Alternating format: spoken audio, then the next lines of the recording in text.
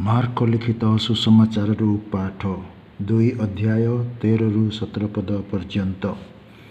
ଯୀଶୁ ପୁନର୍ବାର ସମୁଦ୍ର କୂଳକୁ ଗଲେ। ଲୋକମାନେ ବହୁ ସଂଖ୍ୟାରେ ତାଙ୍କ ନିକଟକୁ ଆସିଲେ ଏବଂ ସେ ସେମାନଙ୍କୁ ଶିକ୍ଷା ଦେଲେ। ସେ ଯାଉ ଯାଉ ଆଲଫେଉସଙ୍କ ପୁତ୍ର ଲେବିକୁ କର ସଂଗ୍ରହ ଘରେ ବସିଥିବାର ଦେଖିଲେ। ଯୀଶୁ ତାହାଙ୍କୁ କହିଲେ, ମୋର ଅନୁସରଣ କର। ସେଥିରେ ସେ ଉଠି ତାଙ୍କର ଅନୁସରଣ କଲେ। ଏହାପରେ ଯୀଶୁ ଲେବିଙ୍କ ଗୃହରେ ଭୋଜନ କରୁଥିବା ବେଳେ ଅନେକ କରଗ୍ରାହୀ ଓ ପାପୀମାନେ ଆସି ଯୀଶୁ ଓ ତାଙ୍କ ଶିଷ୍ୟମାନଙ୍କ ସହିତ ବସିଲେ, କାରଣ ତାଙ୍କର ଅନେକ ଅନୁଗାମୀ ଥିଲେ। ସେ ପାପୀ ଓ କରଗ୍ରାହୀମାନଙ୍କ ସହିତ ଭୋଜନ କରୁଥିବା ଦେଖି ଧର୍ମଶାସ୍ତ୍ରୀ ଓ ଫାରିସୀମାନେ ତାଙ୍କ ଶିଷ୍ୟମାନଙ୍କୁ କହିଲେ, ସେ କାହିଁକି କରଗ୍ରାହୀ ଓ ପାପୀମାନଙ୍କ ସହିତ ଭୋଜନ କରୁଛନ୍ତି?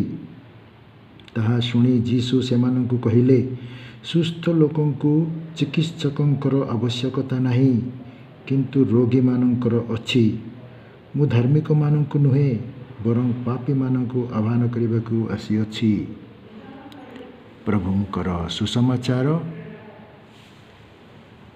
ପ୍ରିୟ ବନ୍ଧୁଗଣ, ଆମମାନେ ଯୀଶୁଙ୍କର ମିଶନ କାର୍ଯ୍ୟ ଦେଖି ଆସୁଅଛୁ। ସେ କପେର୍ନାହୁମରେ ରହିଛନ୍ତି ଏବଂ ସେଠାରୁ ସେ ଅନ୍ୟ ଅଞ୍ଚଳକୁ ଯାଇ ସୁସମାଚାର ଶିକ୍ଷା ଦେଉଅଛନ୍ତି। ଆଉ ଏହି କପେର୍ନାହୁମ ଗାଲିଲି ହ୍ରଦର ନିକଟରେ ଥିବାରୁ ଲୋକମାନଙ୍କର ଯିବା ଆସିବା, ରହିବା ଆଉ ବଜାରରେ କାର୍ଯ୍ୟ କରିବା ଅତି ସୁବିଧାଜନକ ଥିଲା। ତେଣୁ ଯୀଶୁ ସେହି ସ୍ଥାନରେ ରହୁଅଛନ୍ତି, ଯାହାଦ୍ୱାରା ସେ ଆସିବେ ଯିବେ, ଲୋକମାନେ ମଧ୍ୟ ସେହି ବାଟରେ ଆସିବେ ଯିବେ। ସେଥିପାଇଁ ତାହାଙ୍କୁ ସବୁ ସୁବିଧା ହେଉଥିଲା। ତେଣୁ ସେ ଆଜି ଦିନ ସେ ଶିକ୍ଷା ଦେବା ସମୟରେ ସେ ଆଲଫେଉସଙ୍କ ପୁତ୍ର ଲେବିଙ୍କ ଘରକୁ ଯାଉଅଛନ୍ତି, ବା ସେହି ଘର ଦେଇ ସେ ଯାଉଅଛନ୍ତି।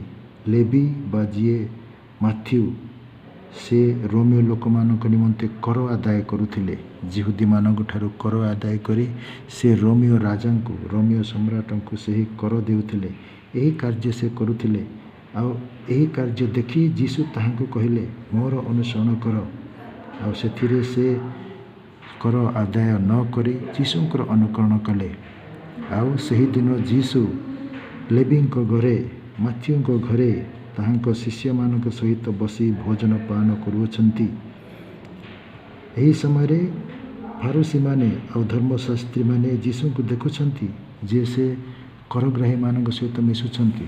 ସେମାନଙ୍କୁ ଅନ୍ୟ ଲୋକମାନେ ପାପୀ ବୋଲି କହୁଥିଲେ, ପାପୀମାନେ ବୋଲି କହୁଥିଲେ। କରଗ୍ରାହୀ ଆଉ ବେଶ୍ୟା ଏ ଲୋକମାନଙ୍କୁ ଯିହୁଦୀମାନେ ସଦାବେଳେ ପାପୀ ନାମରେ ନାମିତ କରୁଥିଲେ। ଏପରିକି ଦରିଦ୍ର ଲୋକମାନଙ୍କୁ ମଧ୍ୟ ସେମାନେ ପାପୀ ନାମରେ ନାମିତ କରୁଥିଲେ। ହେଲେ ଏହି କାର୍ଯ୍ୟ କରିବା ଯୋଗୁଁ ସେମାନେ ଏହି ଲୋକମାନଙ୍କୁ ଘୃଣା କରୁଥିଲେ। ହେଲେ ମାଥ୍ୟୁ ଜଣେ ଘୃଣୀୟ ବ୍ୟକ୍ତି ଥିଲେ ଯିହୁଦୀମାନଙ୍କ ସମାଜରେ, କାରଣ ସେ ଯିହୁଦୀମାନଙ୍କ ବିରୋଧରେ କାର୍ଯ୍ୟ କରି, କର ଆଦାୟ କରି ରୋମୀୟ ଲୋକମାନଙ୍କୁ ସେ କର ଦେଉଥିଲେ। ତେଣୁ ଲୋକମାନେ ଲେବିଙ୍କୁ ଘୃଣା କରୁଥିଲେ, ଏହି ମାଥ୍ୟୁଙ୍କୁ ସେମାନେ ଘୃଣା କରୁଥିଲେ। ତଥାପି ଯୀଶୁ ଆସୁଛନ୍ତି ଆଉ ତାହାଙ୍କୁ ଡାକୁଛନ୍ତି, ମୋର ଅନୁସରଣ କର ବୋଲି। ଆଉ ସେ ସବୁ ଛାଡ଼ି ତାହାଙ୍କର ଅନୁସରଣ କରୁଛନ୍ତି। ନିଜର ଜୀବିକା ଛାଡ଼ି ସେ ଯୀଶୁଙ୍କର ଅନୁକରଣ କରୁଛନ୍ତି। ଆଉ ଅନୁକରଣ କରି ସେ ତାହାଙ୍କ କଥା ଶୁଣୁଛନ୍ତି, ତାହାଙ୍କ ସହିତ ସେ ରହୁଛନ୍ତି।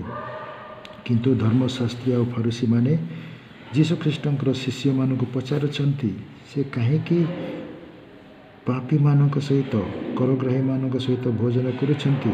କିନ୍ତୁ ଯୀଶୁ ସେମାନଙ୍କୁ ଉତ୍ତର ଦେଉଛନ୍ତି, ସୁସ୍ଥ ଲୋକମାନଙ୍କର ଚିକିତ୍ସକଙ୍କର ଆବଶ୍ୟକତା ଅଛି, କିନ୍ତୁ ଧାର୍ମିକମାନଙ୍କର ନୁହେଁ, ସୁସ୍ଥ ଲୋକମାନଙ୍କର ନୁହେଁ। ରୋଗୀମାନଙ୍କୁ ଚିକିତ୍ସକଙ୍କର ଆବଶ୍ୟକତା ଅଛି, କିନ୍ତୁ ସୁସ୍ଥ ଲୋକଙ୍କୁ ଚିକିତ୍ସକଙ୍କର ଆବଶ୍ୟକତା ନାହିଁ। ଠିକ୍ ସେହିପରି ପ୍ରଭୁ ଧାର୍ମିକମାନଙ୍କୁ ଡାକିବା ପାଇଁ ଆସିନାହାନ୍ତି, କାରଣ ସେମାନେ ଧାର୍ମିକ, ସେମାନେ ସଚ୍ଚୋଟ, ସେମାନେ ଭଲ, ସେମାନେ ନିଷ୍ପାପୀ। ତେଣୁ ତାହାଙ୍କୁ ଡାକିବା, ତାହାଙ୍କ ନିକଟକୁ ଯିବା ଯୀଶୁଙ୍କର କିଛି ଆବଶ୍ୟକତା ନାହିଁ। କିନ୍ତୁ ସେ ପାପୀମାନଙ୍କ ନିକଟକୁ ଯାଉଛନ୍ତି, ସେମାନଙ୍କୁ ଡାକିବା ପାଇଁ ଯାଉଛନ୍ତି। ଲେବି ପରି ଲୋକମାନଙ୍କୁ ଡାକିବା ପାଇଁ ସେ ଯାଉଛନ୍ତି।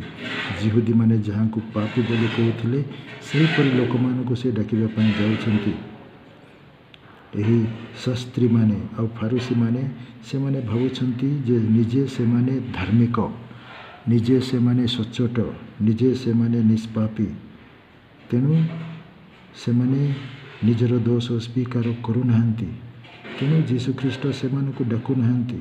କିନ୍ତୁ ଯୀଶୁଖ୍ରୀଷ୍ଟ ଡାକୁଛନ୍ତି ଯେଉଁମାନେ ନିଜର ଦୋଷ ସ୍ୱୀକାର କରନ୍ତି, ନିଜର ଅଜ୍ଞତା ସ୍ୱୀକାର କରନ୍ତି, ନିଜର ଦରିଦ୍ରତା ସ୍ୱୀକାର କରନ୍ତି, ନିଜର ଦୁର୍ବଳତା ସ୍ୱୀକାର କରନ୍ତି, ଯେଉଁମାନେ ଅନୁତାପ କରନ୍ତି, ନିଜର ଭୁଲ ପାଇଁ ଅନୁତାପ କରନ୍ତି, ସେହି ଲୋକମାନଙ୍କୁ ଯୀଶୁଖ୍ରୀଷ୍ଟ ଡାକୁଅଛନ୍ତି। ହେଲେ ଏହି କ୍ଷେତ୍ରରେ ଆମମାନେ ଦେଖୁଅଛୁ ଲେବି ବା ମାଥ୍ୟୁ ସେ କରଗ୍ରାହୀ ହେଲେ ମଧ୍ୟ, ସେ ନିଜ ଲୋକଙ୍କ ବିରୁଦ୍ଧରେ କାର୍ଯ୍ୟ କରୁଥିଲେ ମଧ୍ୟ ସେ ଯୀଶୁଙ୍କର ଅନୁକରଣ କରୁଛନ୍ତି। ସେ ନିଜର କାର୍ଯ୍ୟ ଲାଗି ଅନୁତାପ କରୁଛନ୍ତି, ନିଜର ମନ୍ଦ କାର୍ଯ୍ୟ ଲାଗି ସେ ଦୁଃଖ ପ୍ରକାଶ କରୁଛନ୍ତି। ତେଣୁ ସେ ଯୀଶୁଙ୍କୁ ଅନୁସରଣ କରୁଛନ୍ତି। ରୋମୀୟମାନଙ୍କୁ ଅନୁସରଣ କରିବା ପରିବର୍ତ୍ତେ ବା ରୋମୀୟ ସମ୍ରାଟଙ୍କୁ ମାନିବା ପରିବର୍ତ୍ତେ ସେ ବର୍ତ୍ତମାନ ଯୀଶୁଙ୍କୁ ମାନୁଛନ୍ତି। ସେଥିପାଇଁ ଯୀଶୁ ତାହାଙ୍କୁ ଗ୍ରହଣ କରୁଛନ୍ତି। ସେ ଆସିଛନ୍ତି ଏହିପରି ମତି ପରିବର୍ତ୍ତନ କରିବା ଲୋକମାନଙ୍କୁ ସେ ଆହ୍ୱାନ କରିବା ପାଇଁ ଆସିଛନ୍ତି। କିନ୍ତୁ ଧର୍ମଶାସ୍ତ୍ରୀମାନେ କିମ୍ବା ଫାରିସୀମାନେ ସେମାନେ ମତି ପରିବର୍ତ୍ତନ କରନ୍ତି ନାହିଁ। ସେମାନେ ତାହାଙ୍କର ଅଜ୍ଞତା ସ୍ୱୀକାର କରନ୍ତି ନାହିଁ। ସେମାନେ ତାହାଙ୍କର ଭୁଲ ସ୍ୱୀକାର କରନ୍ତି ନାହିଁ। ସେମାନେ ଭାବନ୍ତି ଯେ ସେମାନେ ଧାର୍ମିକ, କିନ୍ତୁ ସେମାନେ ଅଧାର୍ମିକ, ସେମାନେ ଭଣ୍ଡାମୀ, ସେମାନେ କପଟୀ। ହେଲେ ଏସବୁ ସେମାନେ ସ୍ୱୀକାର କରନ୍ତି ନାହିଁ। କିନ୍ତୁ ଅନ୍ୟମାନେ ନିଜର ଦୋଷ ଦୁର୍ବଳତା ସ୍ୱୀକାର କରୁଥିବା ଯୋଗୁଁ ଯୀଶୁ ସେମାନଙ୍କୁ ଡାକୁଛନ୍ତି, ପ୍ରେରିତ ହେବା ପାଇଁ ସେମାନଙ୍କୁ ଆହ୍ୱାନ କରୁଛନ୍ତି। ଆଉ ଶେଷରେ ସେହି ଦାୟିତ୍ୱ ସେମାନଙ୍କୁ ଦେବେ। ଆଉ ଆଜି ବି ପ୍ରଭୁ ଆମମାନଙ୍କୁ ଡାକୁଛନ୍ତି। ଆମର ଜୀବନ ତାହାଙ୍କ ଦ୍ୱାରା ଆମମାନେ ପାଇଅଛୁ। ସେଥିପାଇଁ ସେ ଆମମାନଙ୍କୁ ତାହାଙ୍କର କାର୍ଯ୍ୟ କରିବା ପାଇଁ ଆମମାନଙ୍କୁ ଡାକନ୍ତି। ଆମେ ଦୁର୍ବଳ ହେଲେ ମଧ୍ୟ ସେ ଆମମାନଙ୍କୁ ସବଳ କରିବା ପାଇଁ ଅନୁଗ୍ରହ ଦିଅନ୍ତି। ଆମେ ପାପୀ, ସେ ଆମମାନଙ୍କର ପାପ କ୍ଷମା କରି ଆମମାନଙ୍କୁ ଧୌତ କରନ୍ତି। ଆମେ ଦୁର୍ବଳ, କିନ୍ତୁ ସେ ଆମମାନଙ୍କୁ ବଳ ଦେଇ ତାହାଙ୍କର କାର୍ଯ୍ୟ କରିବା ପାଇଁ ଆମମାନଙ୍କୁ ମିଶନାରୀ କରି ପଠାନ୍ତି। ହେଲେ ଏହିପରି ଭାବରେ ପ୍ରଭୁ ଆମମାନଙ୍କୁ ଯୁକ୍ତିଯୁକ୍ତ କରାନ୍ତି, ତାହାଙ୍କର କାର୍ଯ୍ୟ କରିବା ପାଇଁ ଆମମାନଙ୍କୁ କୌଶଳ ଦିଅନ୍ତି। ତେଣୁ ସେ ଆମମାନଙ୍କୁ ଡାକନ୍ତି। ଆମେମାନେ ଯେପରି ପାପୀ ସେହିପରି ପାପୀ ଲୋକମାନଙ୍କୁ, ଦୁର୍ବଳ ଲୋକମାନଙ୍କୁ, ଅଳ୍ପ କିଛି ବିଶ୍ୱାସ ଥିବା ଲୋକମାନଙ୍କୁ ସେ ଡାକନ୍ତି। ସୋରିଷ ମଞ୍ଜି ପରି ବିଶ୍ୱାସ ଥିବା ଲୋକମାନଙ୍କୁ ସେ ଡାକନ୍ତି। ତେଣୁ ଆସନ୍ତୁ ଆମମାନେ ସାଧୁ ମାଥ୍ୟୁ ପରି ବା ସାଧୁ ଲେବି ପରି ଆମମାନେ ଯୀଶୁଙ୍କୁ ଗ୍ରହଣ କରିବା ଆଉ ତାହାଙ୍କ ସହିତ କାର୍ଯ୍ୟ କରିବା।